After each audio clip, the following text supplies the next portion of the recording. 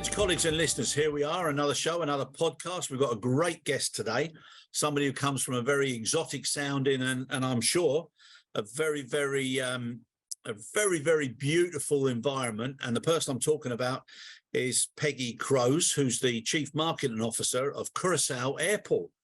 So Peggy, thank you so much for joining us. Thank you for having me. I appreciate it. And with that little introduction about the exotic and the beautiful and the special location you're in, is it as special?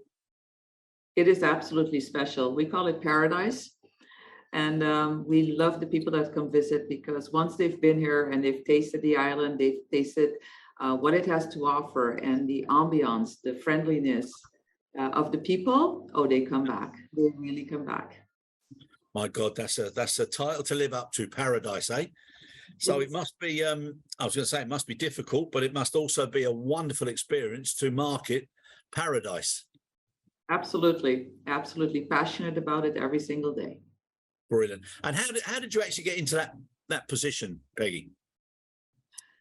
I got into the position when I was young. Let me just go back a couple of years ago. I've always had this sense of wonder about aviation. I used to ride my bike. I grew up in Aruba, actually, the island next to Curacao. I used to ride my bike at that time, and Aruba didn't have a taxiway. The runway was the boat, the taxi, and the takeoff lane.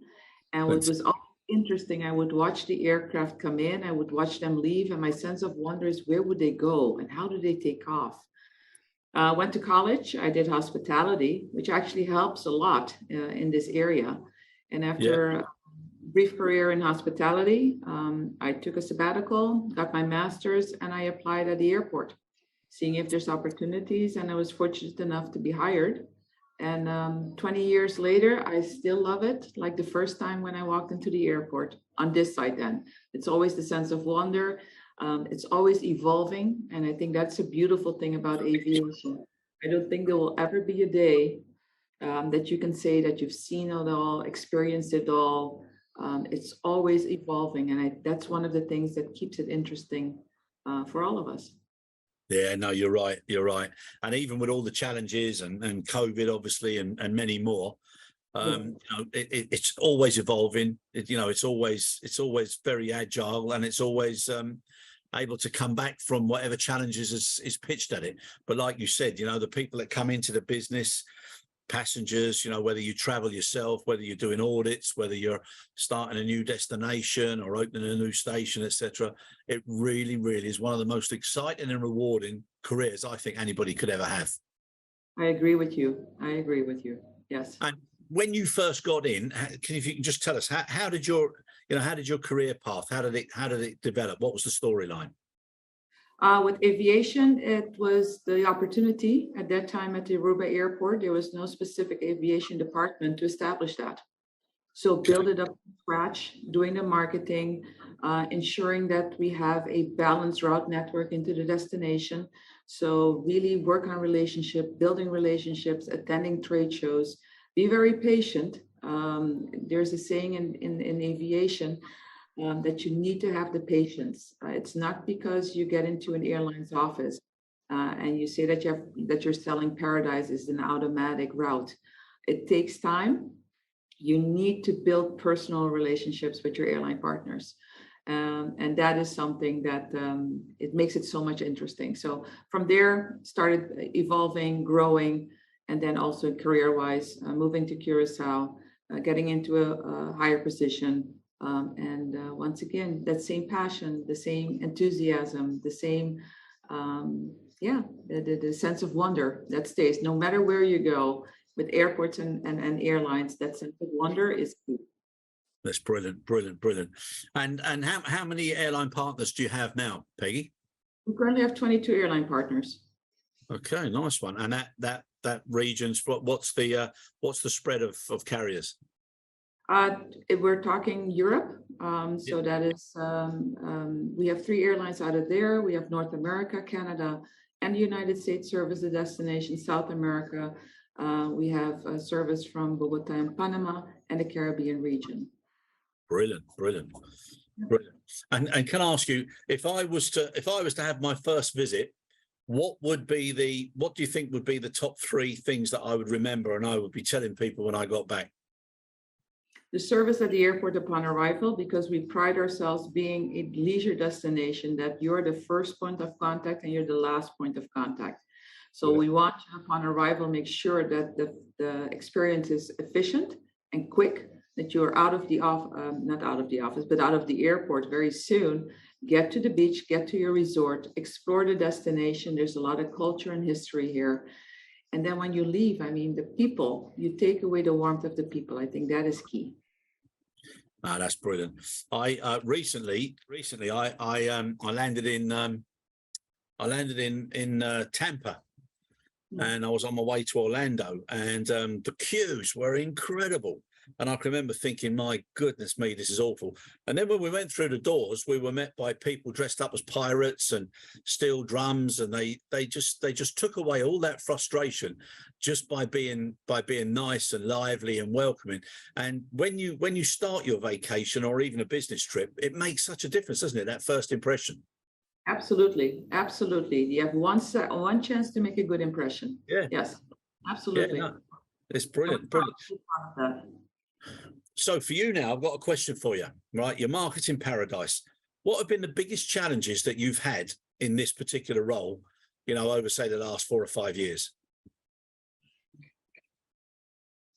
It's the competition. There's fierce competition out there, and you have to be on top of it. So what really drives airlines also is the demand. So your cooperation with the tourism authorities, especially in our case, the business sector, really the private sector, the hotels, is really have the continued message out there, come and enjoy the destination and the reasons why. So you need to have that demand that then makes air service into the destination sustainable. And especially during the worst of the pandemic, it's been a challenge. We were fortunate enough that for the Dutch Kingdom, we were one of the first destinations that opened for travel, even though with restrictions, but still people were able to come in. And we were very fortunate that we had a continuation of the traffic into the destination. Yeah. Yeah, no, it is amazing, isn't it? Like you said, for somebody who's marketing paradise to then say, you've got to be aware of the competition and what you do differently, etc. You sort of think to yourself, well, how do you get better than paradise? But there are lots of different destinations with that come under a similar tag, and you've got to differentiate, which is amazing. Absolutely, and that's why the personal, once again, what plays there a key role is the personal relationships you build up, the transparent, candid, trustworthy. And that's why sometimes as an airport, you have to have those conversations, and they're appreciated by the airline. And sometimes good, sometimes they're bad, in the sense that, well, not right now, we don't look at enhancing our route network, but at least you keep the conversations going, and that's very key. That's key. Yeah, no, you're right, because you never know what comes tomorrow and what changes people's minds. But what you said there earlier about it being a complete team effort, I think that's something that the industry, our industry now, I think it needs to steer more towards, because you've got an airport which is an ecosystem, and if it includes all of its partners and its extended, colleagues, and there's collaboration and sharing of data, it becomes a much stronger proposition for people, to know that everything's almost included. It's not that you get there and you have to, go across stepping stones. You're on one continual bridge from landing to, like you said, having a wonderful vacation, seeing the sights, whatever else is available and open to you. But it's a team effort, isn't it? Yes, absolutely. There's I and we. Yeah, true enough. And it's also about marketing that ecosystem and that complete unified approach that makes such a big difference. And I think things like care charters or care commitments or quality drives, whatever you want to call it, if the group follows something that's got a common end or a common goal, it makes things so much better for everybody. It does, absolutely does. Yeah. Now, if I was, and this is one that's very hard for you to imagine now, but if I was a youngster starting out again, what advice would you give to me if they wanted to get a job in paradise? In paradise at the airport, I would say have that passion, have that sense of wonder, be committed, be driven, really enjoy the ride. Because at the airport, the wonderful thing about it is that you can experience it not only from a passenger's perspective, but your own perspective, because you can have that sense of wonder when that aircraft lands here. Yeah. You know, where is it going? What is the experience? What cities will these people see? What experiences will they have? Yeah. And it's a very dynamic industry. There's a lot of growth opportunities, and that's for men and for women. Yeah. Both of them. I think there's a lot of opportunities. A background in hospitality is a plus. I would say that. I would encourage that. Hospitality is usually the programs that are usually management. They're broad.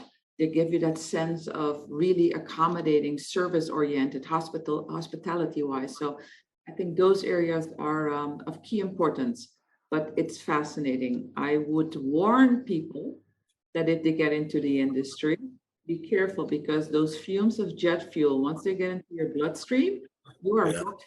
You can run, but you cannot hide. It'll find you. But it's worth it. It's a wonderful career. It's a wonderful career. It is amazing, isn't it? Once you're in, you're in. And no matter what you try and do after or during, there's always that urge to return or to stay where you are. One of the things that I say to a lot of people is that, you know, it's either luck or misfortune, depending which way you look at it. But if you're born near an airport or you're born into a family that work at an airport, the chances are you're going to end up working at that airport. But to be born and to be lucky enough to be born where you work and very close by, I mean, that's an added extra. That must be incredible. It is. It absolutely is. Absolutely. As a matter of fact, you're right. My niece, when she was smaller, she was about 3 or 4, she was convinced that I lived in an aircraft because every time I would be on a plane. So one time she just asked me, "Do you live on that plane?" And I had to explain it to her. But it's interesting that you mentioned that about, you know, your family. Once you grew up in it, there's a good chance you'll end up in some sort of form related to aviation or the airlines. Yeah, and you've also mentioned about diversity, and then you said about the hospitality background and marketing, and another thing as well is, you know, I've just, and again, this is just my personal opinion. I think, you know, in the world, subject to what happens and influences wherever you are politically, you know, personally, etc., certain things happen, and I think we have to be careful not to go from one extreme to the other. And I think, you know, the diversity element in this particular industry of ours, where an aircraft lands and it's on the ground, if you do loads and loads of circles around that aircraft, they all represent different sectors or different business skills, and there's something there for everybody. So, you know, the diversity is those circles, because it can be in catering, it can be in cargo, it can be in fueling, it can be in marketing, it can be in finance, it can be in strategy, it can be in operations. There's so many things.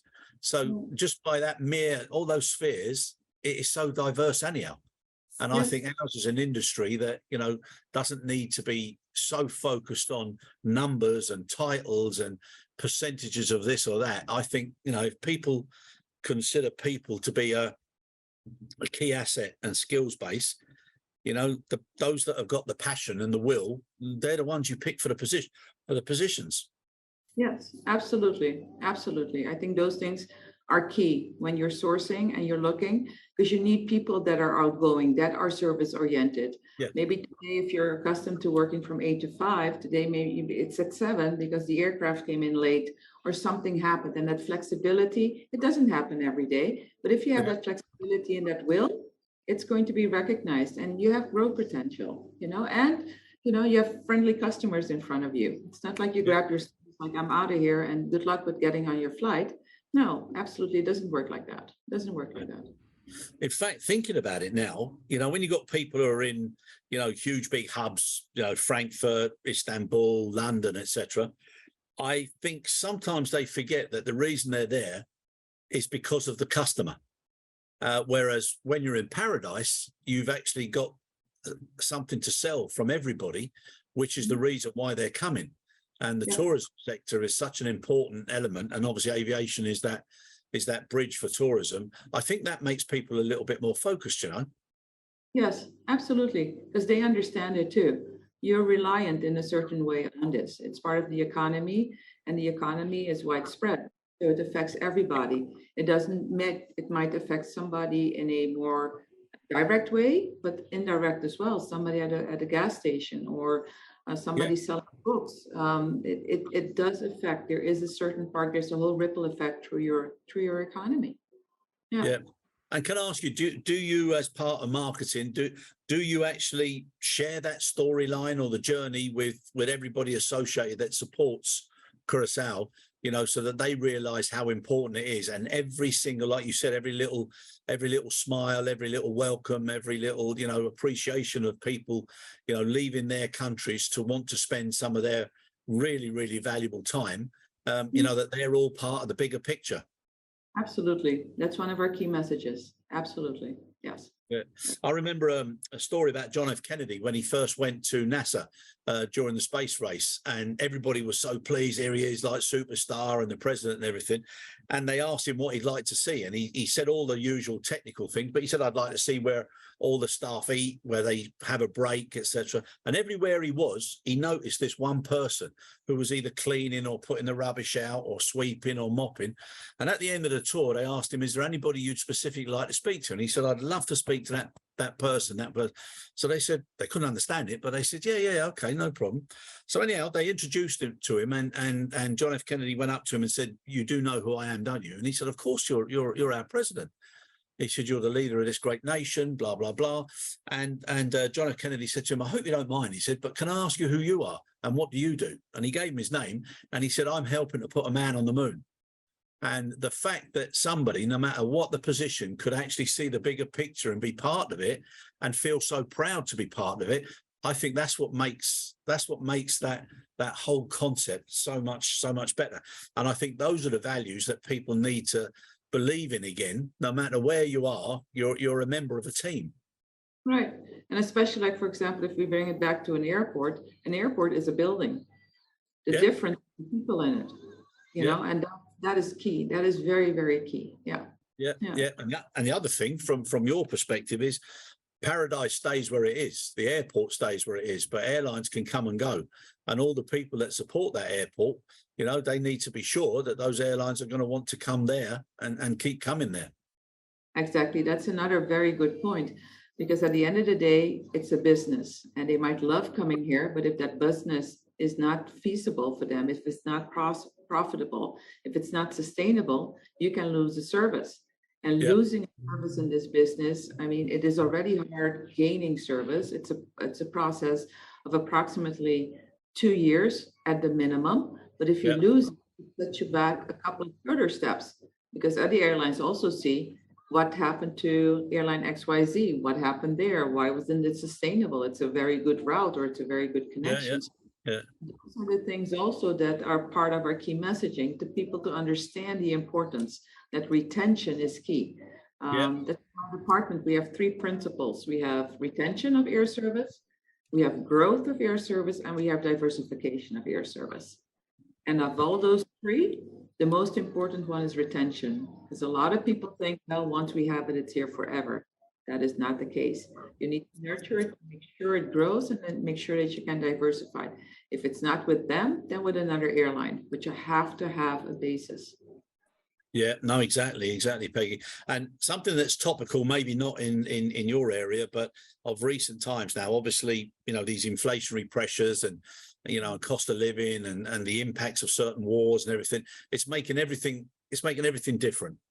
And as a result, when things are different, sometimes it's a necessity, sometimes it's an opportunity. Industrial action, you know, and the way that impacts on businesses and airports, etc. People will eventually forget, but initially the memory is not a good one, and it also influences choices. Does Paradise have anything like that? No, I don't think any different than any other region would have, to be quite honest. I don't think it's like it stands out or it's the oddball out. No, I think it's pretty much as it is in other regions. Yeah. Okay, so there's not, there's not so much industrial action or striking or because I know if I was thinking of going on a long haul trip like that and I was worried about strikes, it would take it off the list straight away. No, we have a stable economy. We have a stable, democratically elected government, and we had. I mean, to give a good example of this, during COVID, we were very strict. We had a total lockdown. We had it twice in the beginning, and then when Omicron came, and people, even though they were edgy because you couldn't go anywhere. We even had days that we could only drive based on our license plate number. So people, you can imagine, would dress up to go to the supermarket. But people did not rebel. There were no, I mean, especially with the second one, because the first one, everybody was like, it was unknown. We didn't know what it was. Yeah. The second one, when people said, oh, goodness, no, not again. But people, they maintained and they kept the rules. We had curfews. It was very tough, but there was no rising or no striking or no protests in the destination. So that also, for the people that did come to the destination, they found it peaceful and tranquil because it wasn't that busy.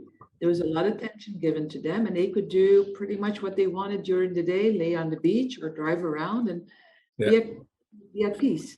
Yeah. Brilliant. Yeah. Brilliant. Now you mentioned there the word peace, and one of the things that we were talking about right at the beginning was balance. And obviously young people getting into the industry, they like to hear what the more experienced people say, because that helps with judgment. Whereas when you're youth, that's the energy and the determination and the will to change. But sometimes experience influences judgment.